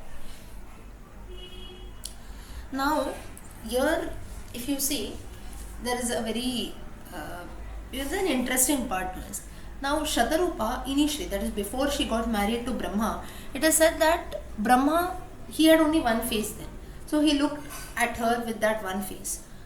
But when she went and stood behind him, he could not see. Like for example, Shatarupa was going around him as a mark of respect because he was like a fatherly figure to her. So she went around Brahma as a mark of respect, like we do Pradakshina in temples. So now when a person is in front of us, we can see. But we cannot see someone who's at my back. We have to completely turn our head, right? So it is said that that is the reason why 4 heads emerged for Brahma, so that he could see Shatarupa from all directions at the same time. Now these are all Puranic stories. Again remember, there can be different references that are made. And like this, yes. I don't know whether it's appropriate. How is it that Brahma, I mean, that logic of marrying his daughter, no, like he have to tell it doesn't sound. Yeah, correct. Even in the Puranas, like that. These are the things, when we tell, people like the present context we thought. Yeah, correct. I'll give you an answer for this. Yeah. So for this, now it is said that in those times now, Brahma was a person who was very, very old. Or in those times, there have been certain incidences wherein the age factor that is there was like even now, even today's times also about 100 years or 150 years back. It is something like, or even today in certain communities, if you see, people whom we marry, like a girl ends up marrying someone who's her father's age or something like that. Or even today we find not much but a few incidents when things go wrong or one's own father ill-treats his daughter and so on. So the Puranas, to some extent, what we know is that now all these are Brahma only created. Now here we have to look at very carefully. Brahma only created both Swayambhuva Manu and Shatarupa, but it is said that initially, before Swayambhuva, he decided first that because I like Shatarupa, let me marry her first. So though he looked at her as a daughter, still he felt that let me marry her first and let us name our son as Swayambhuva Manu. That is because of the age gap that they had. So this is one reason, but later now Brahma, he kept on growing old and so on. So then, but Shatarupa still she remained young only. So therefore she ended up marrying Swayambhuva Manu later. This is one reference. Second reference, or a very practical approach, is now the Puranas are something, or even the Mahabharata for that matter, like this, so many epics are there. They try to depict reality or something which we can see in our society even today. So the evil things that we see around, or some bad habits or some negativity that we see, like you said, now if you tell someone, they will not accept that. So things which are not acceptable, that also has been mentioned in the Puranas to some extent. And because of this, now Brahma's this reference of marrying his own daughter has come in 2 or 3 references. And because of that, he has got a lot of curses, and that is the reason why till date we do not worship Brahma as a proper god. Right? So therefore, Puranas are something that, Puranas or all our scriptures for that matter, it's not that they will talk only about the good things, only about religion, spirituality and so on. It's not that each and everything that has been mentioned in the Puranas has to be followed by us. They give us a picture of what is there or what was there in the ancient society. So therefore, the evil things today, whatever we have seen around, if someone questions like this, the most simple answer that you can give is, today also you are seeing so many evils in the society. All that has originated from such incidents. So it is not that the Puranas or scriptures will only talk about good things. Otherwise we would never have a Ravana, we would never have a Kumbhakarna, we will never have the Draupadi incident taking place, we will never have so much of torture that was done on the Pandavas. That will never happen. good things as well as bad things. So there should be a balance and mention of both, so that we get an idea that even bad things or something which is wrong, oh, if you do this, this is wrong. So to give an idea, even bad things or the so-called don'ts are also mentioned in the Puranas. So someone questions like this, you can give them this answer also, that to know what is evil in the society, something has happened like this before. So you can say the same form today, whatever we see, that same had happened even in those times. So that reference has been made.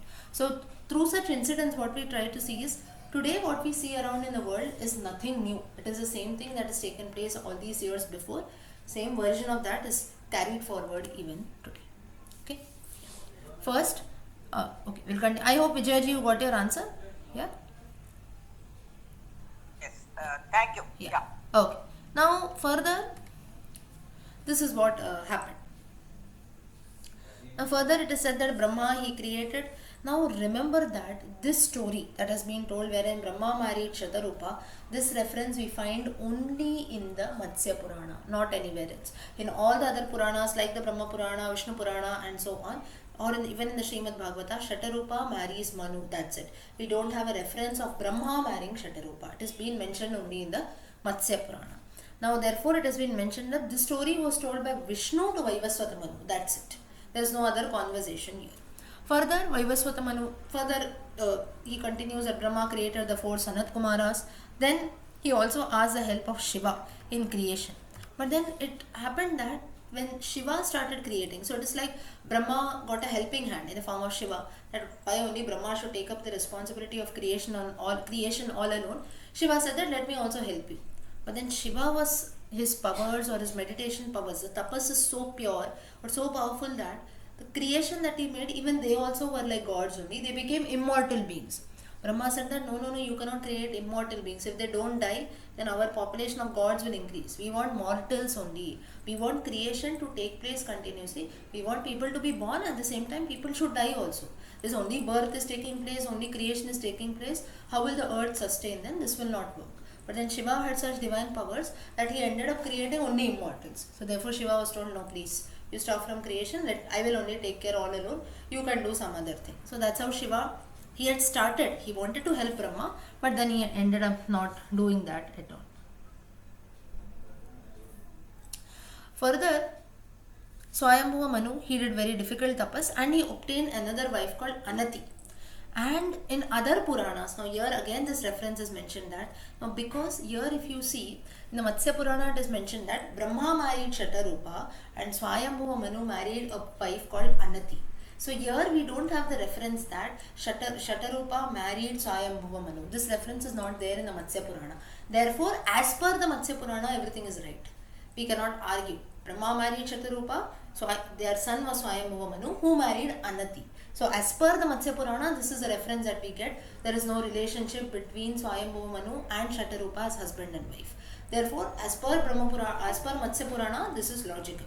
But in other Puranas, we have the reference that Swayambhuva Manu and Shatarupa have married each other.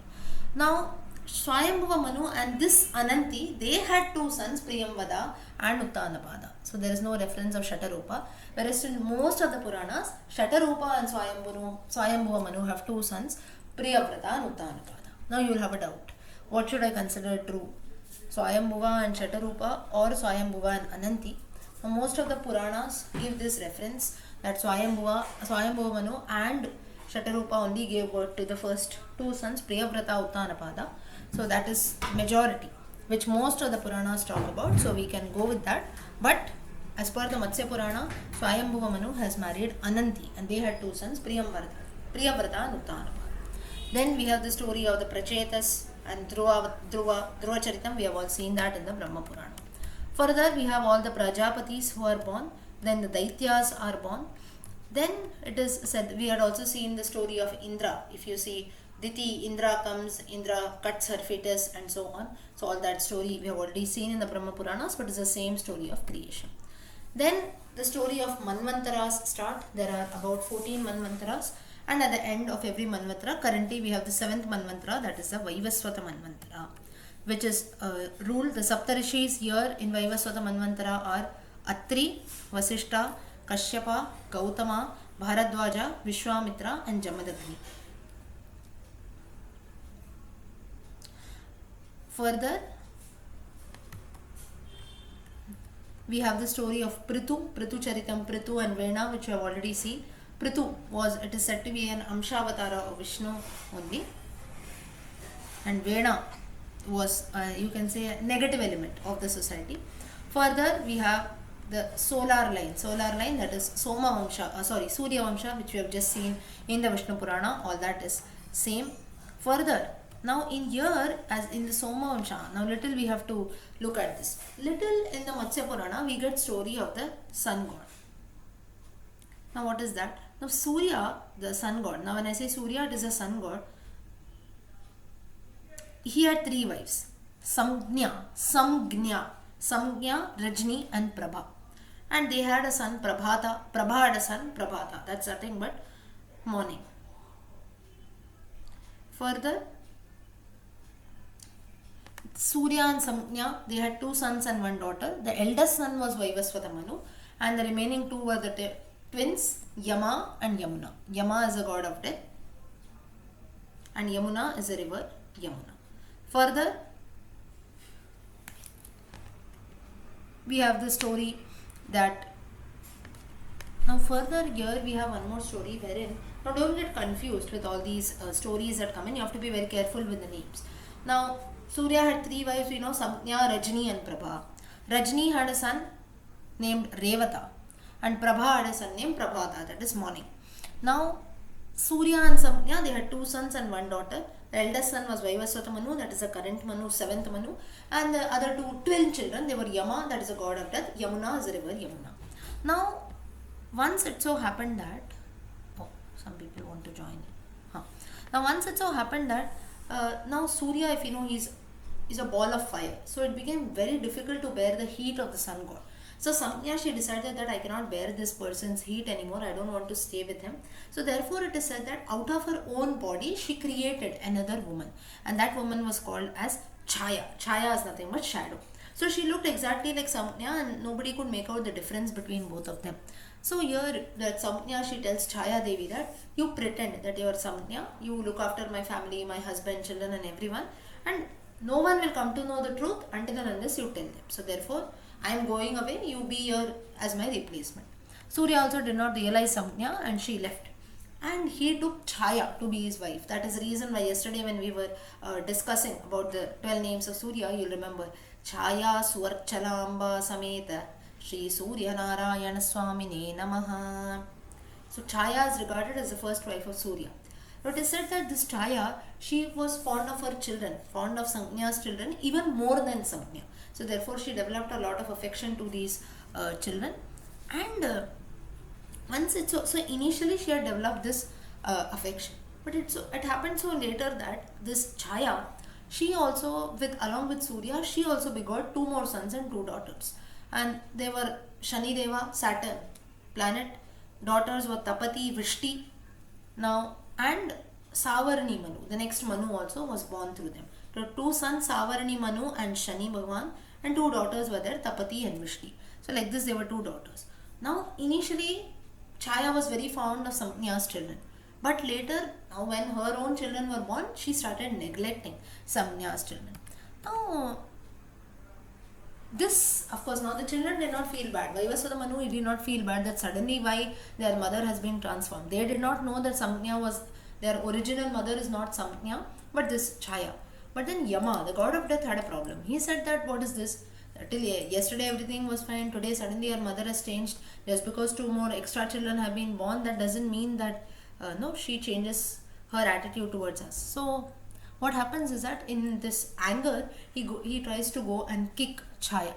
And it is said that Chaya cursed Yama at that time, that your foot will be eaten by worms. Your foot will be eaten by worms. So now this alarmed Yama, the god of death. He said, oh, my mother has cursed me. He ran to Surya. He ran to the sun god and said that my mother has cursed me. So now I'm only a child, and if I commit a sin, which mother curses her children, right? So I feel that something is wrong, that I have a very serious suspicion that she is not our mother at all. Otherwise, she would never curse me like this. Now, Surya also felt this. Surya went and directly he told Chaya that this is what Yama is telling. If you are someone else, you please reveal your form. Tell whatever it is. And finally, she had to tell the truth, and she learned that. And then Surya Bhagavan, everyone know that the original Samnya is not there, only this Chaya is staying instead of that. Surya, now it is said that Vishwakarma was the father of Samnya. So now Surya went to his father-in-law's house and said, why is your daughter behaving like this? What is her problem? And if she had any problem, she must discuss with me. She should not do this. She has replaced a lady, and I have pretended I have begetted 4 more children with her. Further, my children are being neglected. She is cursing her own children. How can life go about, and so on? But it is said that now where is she? So Vishwakarma tells that she is living in a desert somewhere. She could not bear your heat and energy. So what to do now? Now it is said that at this time, now Surya says, okay, this is a very valid reason. Maybe I am too hot, so she cannot bear. So for that, what can be done? Yes, it is the same Yama, god of death, same Yama. Yes. So now what can be done? So then Vishwakarma tells that I will tell all the other gods, Indra, Shiva, Vishnu and so on, to reduce your heat to some extent so that she can live happily with that. Now Surya also agreed. He said, okay. Now further what happened is that, so this is the reason why in certain seasons, now during the summer season we are not able to bear the heat, but during the rainy and winter season what happens is that it is the same sun that is there in the sky, but because of the other other changes that take place in the environment, we don't feel the sun's heat much. As compared to summer, winter sun is always a bit cool. So that is because the sun's energy has been reduced. So this is a story of Samnya and Chaya, how Chaya Devi comes in, how even till date we celebrate or maybe we regard Chaya to be the wife of Surya. So like this is a very small legend. Chaya is the same as shadow, right? Yes, it is shadow meaning of only. Chaya. Yes. Yeah. Thank you. Now further, now this was the story of Surya. And further this line as it goes about Yashti, Tapati and so on, I told you Savarani Manu, Shani Bhagwan and so on. Further this same line from Chaya Devi, from Chaya, this line creation continues, and their forefathers, not forefathers, you can say their future generations is what the solar line comes in. That is the Surya Vamsha where Lord Rama is born. It starts from Ikshaku, Dilipara, Raghu, Aja and so on. So it starts from Surya, therefore it is called as Surya Vamsha. So like this, the entire family dynasty is born. Next, with this, so a very small legend with regards to Surya Bhagwan has been told. Now if you would have noticed carefully, even in the Vishnu Purana also we had got reference about the Surya Vamsha. But there, what is the difference between the Surya Vamsha that has been mentioned in the Vishnu Purana and this in the Matsya Purana? There we did not have the story of the sun god. So here you do not have in detail the mention about the about the Surya Vamsha starting from Ikshvaku, Rama's ancestors and so on. That in detail has been mentioned in Vishnu Purana. Matsya Purana has got nothing to do with Rama's ancestors. It just gives a story of the sun god. So you see, the topic is the same, but the stories, the content is sometimes different like this. Next is, we have lunar line, that is the Soma Vamsha. Now here we have, now Soma Vamsha starts from Chandra and Buddha. Now we know, I told you a story, Tara. Chandra had married Tara, who was originally the wife of Brihaspati, and that's how Buddha was born to them, the planet Buddha, and that's how their Puru Vamsha, Ila and so on, the Pandavas, they all come in this Vamsha, that is the Soma Vamsha, that is the lunar line. Then the next story that comes in the Matsya Purana is the story of Sati, Daksha and Sati. Now, as we all know, Sati, now Daksha Prajapati always had an evil feeling towards Lord Shiva, and he had kept a sacrifice at his house, but he did not invite. So then Sati Devi felt that why should one's own father invite his daughter to his own house? So we don't need any formal invitation. Let us go just like that. Shiva said that no, please don't go like that. It will lead to danger. Let him come and invite, then we'll go. Sati does not listen at any cost, and then she goes ultimately. And we know the story, she had to face a lot of humiliation, this and that, and there itself she gave her body. Shiva is so angry by this, he comes on earth, he does the Tandava Nritya, he carries the dead body of Sati and goes about. And the dead body of Sati, each of the body parts that have fallen, that's how we celebrate the 73 Shakti Pitas, or even a bit more than 51, 52, and in all 73 Shakti Pitas that we have today in India. There's a different temples dedicated to the goddess. Each of her parts have been fallen in all the different parts of India, and a Shakti Pita has born there. So this story has been mentioned. Now there are about Sati then told Daksha. Now at this reference it is given that Sati, whenever, now Sati, she directly, before she died, she directly went and she confronted her father, saying that why are you insulting my husband Shiva? What harm has he done to you? If you don't like a person, that is fine, but that doesn't mean that without reason we keep on insulting or we keep on talking bad about a person. Now this is human mentality, right? Now if say for example someone, if we don't like a person, you see most of us, including us also, if we don't like someone, we keep on talking ill about them. Even if the person does not do something, maybe we create some scenario wherein we maybe pinpoint their mistakes, or even if the person does not do anything bad, we will ensure that we keep on talking ill about it. That is just because we don't like someone, and then we come across that just because you don't like a person, you must not speak like this, right? People tell us. So this is the reason same Daksha also had this feeling towards Shiva, that whatever happens, you're just talking ill about Shiva. So what is your problem? Sati directly goes and confronts. And here, what happens is that then Daksha tells her, no, I don't want to. He's undeserving of honor, this, that. Look where he stays. He lives in a smashana. He applies the bhasma all over his body. He's a smashanavasi. He does not even look properly. Look at his jata. Look at his appearance. He wears a mala full of skulls. Whatever clothes he wears, just an elephant gajavastram around his body just to cover his hip. Then a jata. So his appearance also so bad. How come you went and married him? What should I tell you now? So I don't have any kind of respect. You see our Lord Vishnu clad up to down. He is clad, dressed up so nicely, and look at your Shiva. Now all these words, they angered Sati a lot, and there she tells Daksha that I am ashamed that I am born as your daughter, and cursed. She curses, saying that I no longer wish to be your daughter, and I am going to commit suicide. That's how the Sati practice started. And I curse you that you will be born on this earth as one of the 10 prachetas. You will then have to perform an Ashwamedha sacrifice, but Shiva will come and he will destroy this sacrifice. Now Daksha gets very angry looking at the power of Sati and the way she was speaking. He tries to cool her. He says that please have mercy, please have mercy. I have realized that you are the goddess herself who has incarnated as my daughter. I did not know that. So now you please cool down, he says. Now, how will you are the mother of the entire universe. If you die, that is, if you say that I am going to give up my body, how will the entire universe survive? So please, you do not forgive me for my mistakes and so on. Daksha asks Sati for forgiveness. Now Sati here says that whatever has been said, now that cannot be taken back. I will not stay as your daughter here any longer. Secondly, I will have to die. But because you have asked for forgiveness, Kshama, very very important quality. Whenever you are born on this earth, you will be devoted to me. And then Daksha, next question he asks is, whenever I am born on this earth, where will I go and pray to you? What are the Tirtha Kshetras? Where should I go and visit your temples? What are the names by which I should call you in my prayers? What are the names that I will address you when I chant your names? Sati then tells 108 names. This is nothing but the Devi Ashtotram that we chant, Ashtotra Shatanamavali that we chant during certain occasions. Now she tells about 108 names along with 108 Tirtha Kshetras, and these names and Tirthas have been mentioned.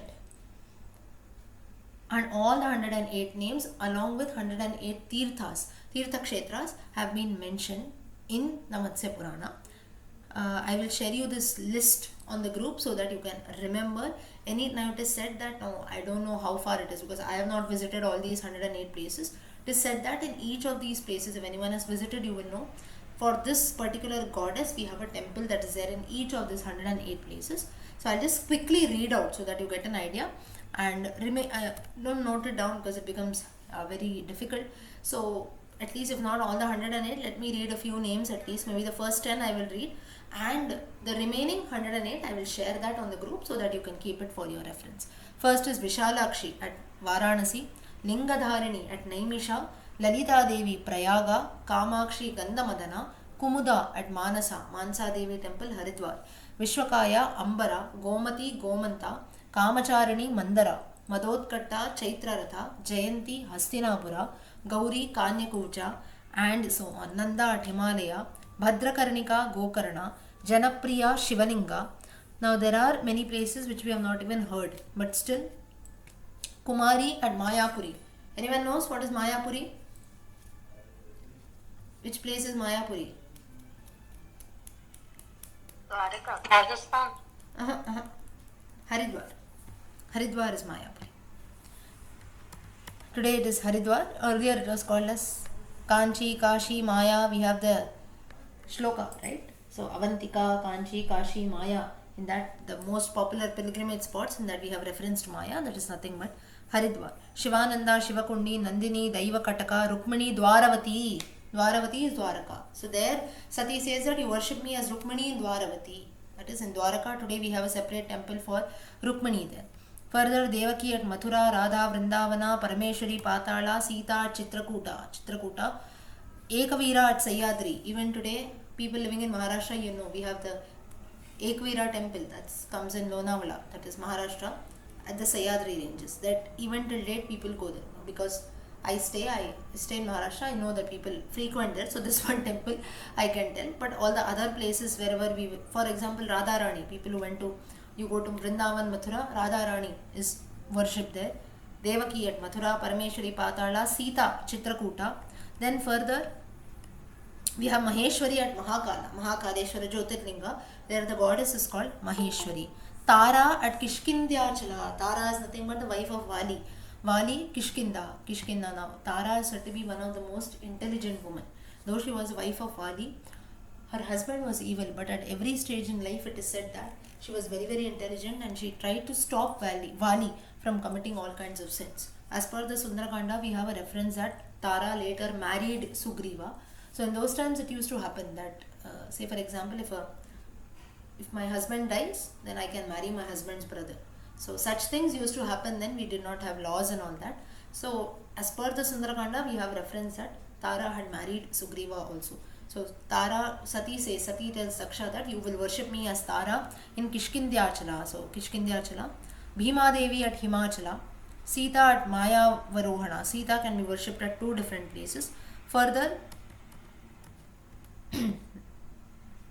Indrani at Devaloka. Indrani, wife of Indra, Devaloka. Vaishnavi, Matrigana, Arundhati, Tilottama, Brahmakula, Shakti, and so on. So like this, there are different places which have been mentioned. Manmata, Hemkuta.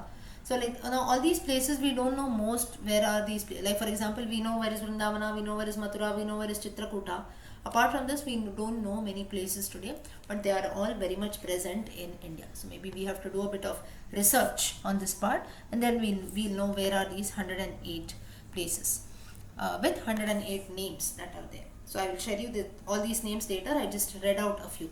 Now for this, having recited all these names and giving information about Tirtha Kshetras, Sati gave up her life. She was later reborn as Parvati Uma, and she was remarried to Shiva. Daughter of Himavan is Parvati, that is daughter of Himalayas. And Daksha, he was born as a son of the 10 Prachetas.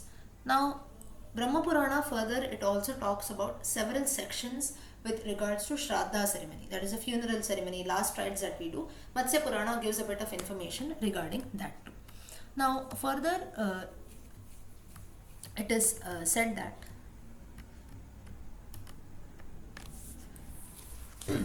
with regards to the major now I'll tell you a small story with regards to this Shraddha that we do.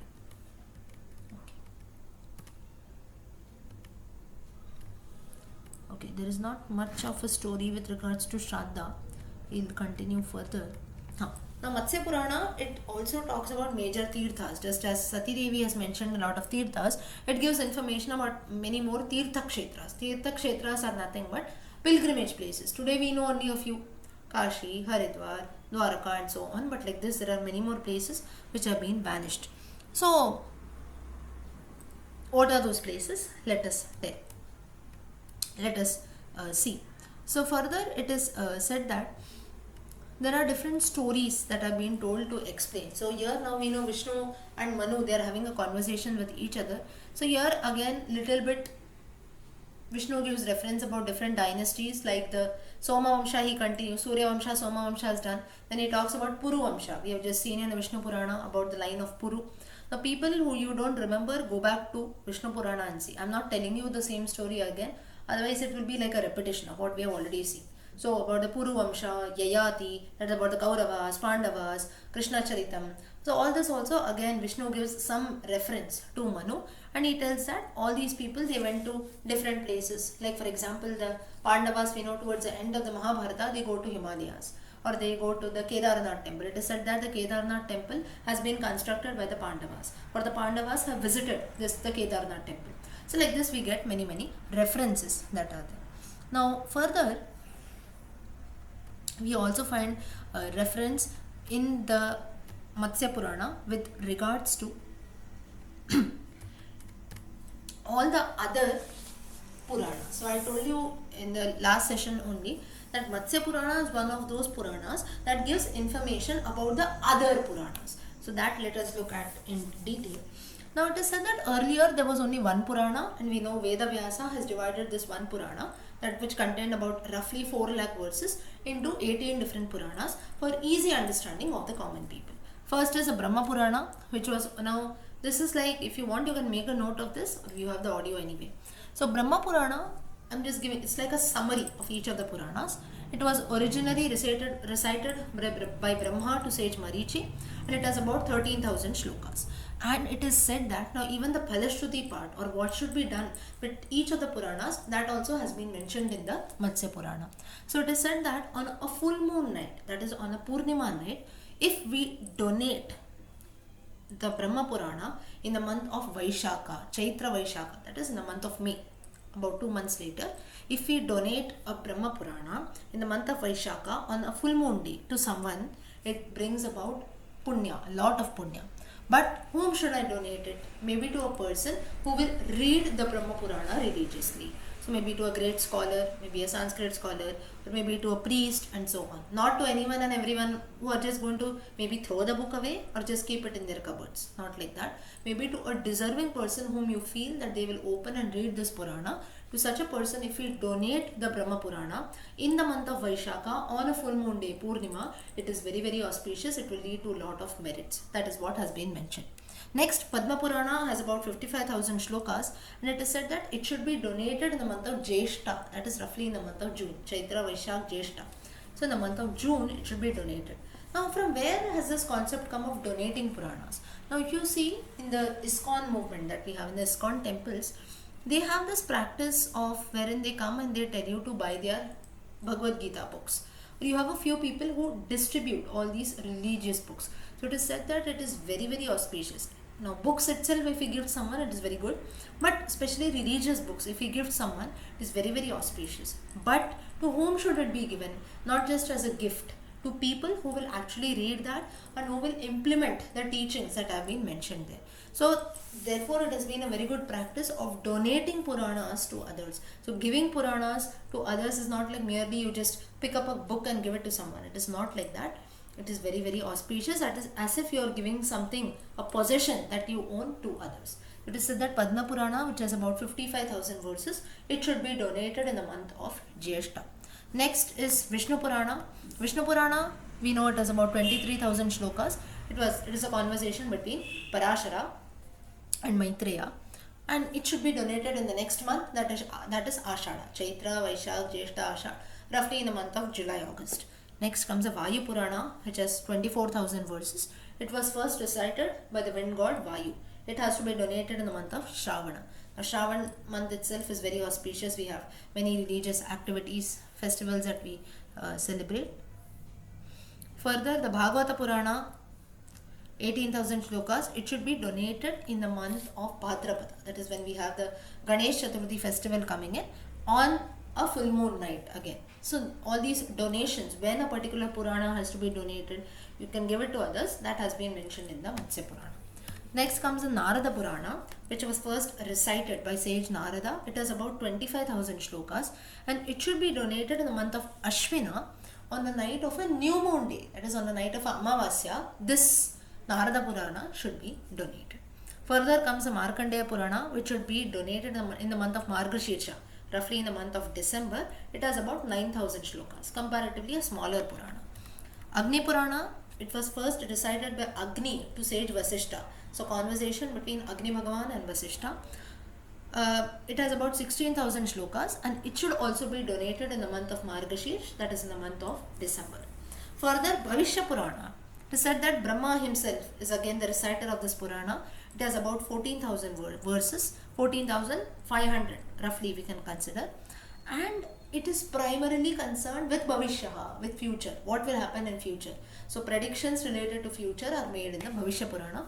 When we look at the Bhavishya Purana, we will look at all those things in detail. It should be donated, it is said, on the occasion of a Purnima, that is a full moon night in the month of Pausha, in the month of January. Brahma Vaivarta Purana was recited by Savarani Manu. Now we know who is Savarani Manu. Who is Savarani Manu?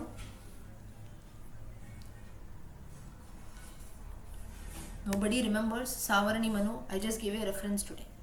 Yeah, we are not remembering it, but Surya's son. Tamam. Mahalakshmi ji Pandita. Tamam. Okay. Correct or Correct. Pandita in Sanskrit means a scholar. Okay. So, everyone, you must remember, it's not now one day I'm going to ask you all the questions. Once we finish Matsya Purana, I'm going to have a question answer session wherein I'm going to ask you questions from Brahma Purana, Vishnu Purana and Matsya Purana. Let us see who answers. Okay. So, again, okay, Jayanti ji, don't cry, it's okay. I'll not ask you. Okay. So, further going on. So the thing is, of course, it becomes difficult to remember things, but note one thing, that is the reason I tell continuously listen to the audios, because Puranas, it is like an overload of information. So to register everything, to remember the names becomes difficult. But just now we saw today, Savarani Manu is the son of Surya and Chaya. So there we have Savarani Manu. So this Savarani, Brahma Vaivarta Purana is a conversation. It was told by Savarani Manu to sage Narada. It has about 18,000 shlokas, and it should be donated on the Purnima, that is a full moon night in the month of Magha in the month of February. Linga Purana, Brahma first recited this Purana. It has roughly about 11,000 shlokas, and if this text is donated in the month of Falgun, Paush Magh Falgun, that is in the same month of March, it is very, very auspicious. Varaha Purana, Vishnu, he first recited this to Bhuma Devi, to goddess Earth. So conversation between Lord Vishnu and Earth, about 24,000 shlokas. It is donated in the month of Chaitra, that is next month coming in the month of April. Further, Skanda Purana, composed by God Skanda or Bhagavan Kartikeya, about 81,000 verses, one of the biggest Puranas, and it should also be donated in the month of Chaitra. Vamana Purana, Brahma was the first person who recited this, about 10,000 shlokas, and it should be donated. It is said that in the earlier part of Sharad Ritu, that is during the autumn season, that is when winter is about to start, maybe you can consider in the months of October, early November, when winter is just about to start, autumn season, during that time, Vamana Purana should be donated. Next comes Kurma Purana.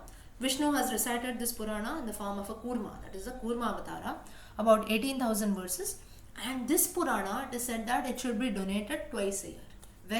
When we have the equinox. What is the equinox? We just had it about 3-4 days back. Shambhavi, Shrikari, are you all there? Shambhavi is there? Shrikari and I am there. Equal day, equal night. Wait. Yes. So Shrikari knows what's an equinox? No, Shambhavi might know. Okay. Equal days, equal nights. So those, why I asked them is that in geography we study it. So equal days, equal nights. I think March 21st, 22nd, just 3-4 days back we have. Same we have in the month of December also. So on the day of equal days and equal nights, it is very auspicious to donate Kurma Purana. So you see, so much of information is given in detail. It has been mentioned. Now Matsya Purana, yes. March 21st and September 21st. September or December? No, December it is longer nights. Sorry, yes, correct. No, June is longest day of the year, and December. Correct. Yeah. So March and September. Correct. Yeah. Further, Matsya Purana mentions about itself. That is, Matsya Purana also gives a reference about Matsya Purana itself. Vishnu has recited this in the form of a fish, conversation between Manu and Vishnu. It has about 14,000 shlokas. it should also be donated at the time of equinox, that is equal days and equal nights. Now Savaranika Manvantare, yes, correct. It is the Devi Mahatmya is during those times wherein Savaranika Manu was there, so that's why Savaranika Manvantare, Devi Mahatmye, and Chaya also is of the same. Ya Devi Sarvabhuteshu Chaya Rupena Samsita Namastasyai Namastasyai Namastasyai Namo Namaha. That is wife of sun god Chaya Devi. That is the same reference. Correct. Thank you, Lakshmi. Yeah. Further, Garuda Purana, Krishna was the first person to recite this Purana, about 18,000 shlokas. No donation is mentioned regarding this. Now, Garuda Purana, usually people do not read it too, at the same time forget about donating it to others. Garuda Purana, it is said that you can consider it to be a superstition. People do not read it because it has got a lot of information with regards to hell and life after death and all that. So people find it, or readers find it a bit disturbing, different kinds of punishments for all the sins that we commit, which hell you will go, what kind of punishments you will face, all that has been mentioned. Therefore, Garuda Purana is not read or it is not kept in the houses. But that doesn't mean that we do not read it. So to get some good information, Garuda Purana, when a person dies also, some people read. So that is the reason on auspicious occasions also or to someone we do not give it as a gift or donation with regards to Garuda Purana. So but this you can consider to some extent as a superstition. Now if you have to know something for good information, we must know. Like about the Shraddha Karma and so on, we get a lot of information in the Garuda Purana. So Garuda Purana is also an equally important Purana, though because its context is Shraddha or death and life after death and all that, people do not like such topics, or commonly it is a bit disturbing to read. So that is the reason why it is said that why people do not read it much, and it is not donated and gifted to others. But we must look at the Garuda Purana also in detail, not just because its subject matter is a bit disturbing. Further, Brahmanda Purana, Brahma recited this, it is about 12,000 shlokas. And now in the Brahmanda Purana, we have a few longer versions also of the Brahmanda Purana. And it is said that in some references, Brahmanda Purana earlier had about 1 crore verses, 100 crore verses. But later now, its condensed version that Veda Vyasa has compiled, it is about roughly 12,000 verses or so. Now like this, again this Brahmanda Purana also, there is no donation that has been mentioned. Now Matsya Purana, with this the Phalashruti or not the Phalashruti, the importance or the summary of all the Puranas ends. Matsya Purana further talks about the reference of various vratas, various anushtanas that we do, like the Ekadashi Vrata and so on. Then it gives description of the city of Allahabad, today's Prayaga, that is the meeting point of Triveni Sangam, the rivers Ganga, Yamuna, and also the river Saraswati, which we no longer find today. A bit of geographical and astronomical details are also given. So not much in detail, but little reference we find in the Matsya Purana. Further, we have the division of time that has been told. So today time is almost up. We'll just start with this topic and then we'll stop. Smallest unit of time is a nimesha. Now what is a nimesha? Usually we say nimisha, or in South languages we say nimisham. Nimisham is actually 1 minute. But as per Sanskrit, as per the Matsya Purana, nimeshaha is a time that we take to blink. We blink an eye, so it's not even 1 second. Lower than a millisecond also. So the time that we take to blink, that is actually a nimeshaha. It is said that 15 nimeshas, they make 1 kashta. Now just note this word. 30 kashtas are 1 kala. 30 kalas 1 muhurta. 30 muhurtas 1 day.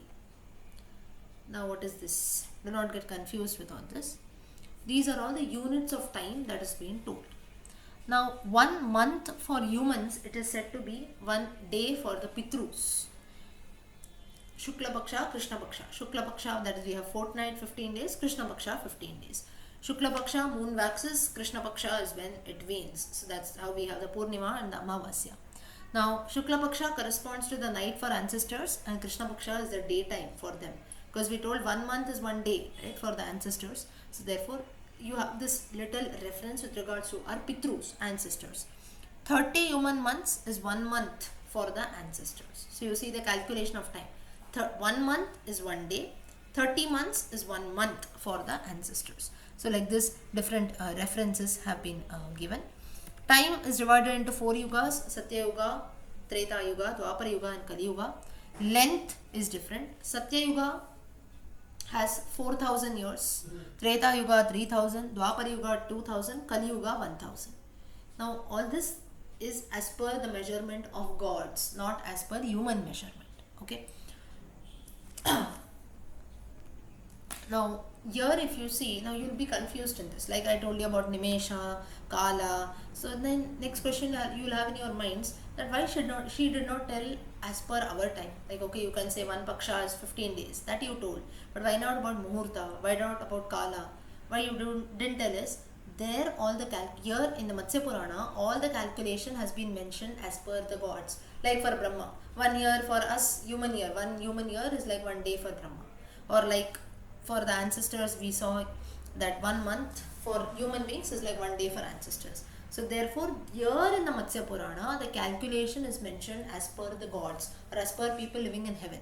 So that is the reason why it has not been mentioned as per human understanding. Human understanding, we have the measurement of time that has been mentioned in the Srimad Bhagavata Purana. Also in 1 or 2 other Puranas it comes. So there we can discuss in detail about time. Here if we discuss in detail, we will get confused, because for us, firstly, concept of time itself is confusing. Then for gods it is different, for ancestors it is different, for human beings it is different. Then in a different yugas, rules are different, time is different and so on. It will lead to major confusion. So let us look at the measurement of time when it is relatable to human beings.